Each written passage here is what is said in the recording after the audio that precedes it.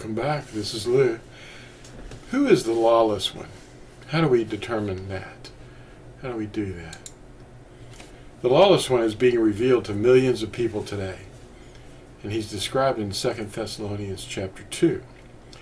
Yahusha gave us directions to obey and teach his commandments, even referring to them in a conversation with a rich young man at Matthew 19.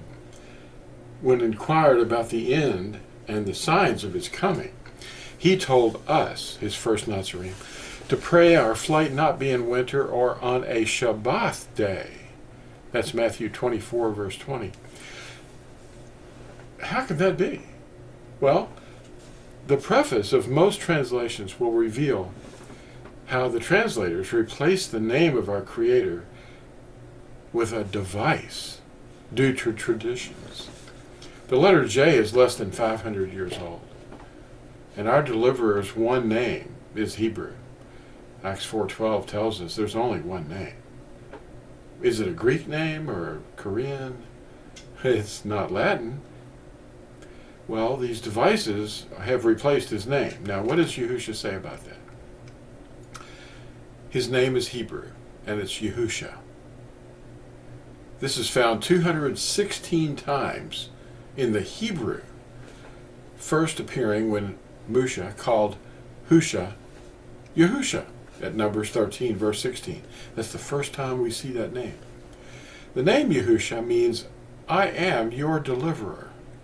And no one can explain the meaning of any of the transformations that men have invented, such as IC-XC, IHS, IESV, IESOUS, JEZUS, and in Poland, JEZUS, as these are also replacements.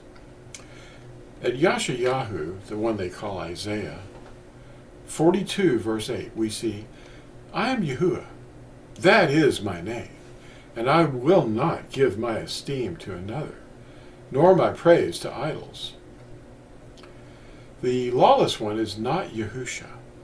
It's the impostor the translators invented for public consumption. The pastors of Christianity don't understand what the renewed covenant is. When they explain what they think it is, we're told to stay away from the Ten Commandments, or else we will think we are earning our deliverance. Yahusha helps us to see what is good. And as the Paracleta, that's the helper that comes alongside us, and gives us the strength to obey and understand, we see how the way of truth has been maligned. It was predicted at 2 Peter chapter 2, verse 2. The old covenant was not about redemption, but rather atonement for, using animal blood temporarily, covering crimes through the old priesthood, offering it year by year for the unintentional crimes. This old covenant was written on a scroll, not stone. See Deuteronomy 31:26. And it was placed beside the ark.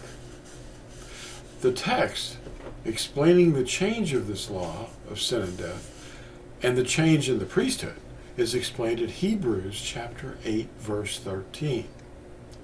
Yahusha's blood redeemed all who turned back to obedience, accepting his perfect offering of himself.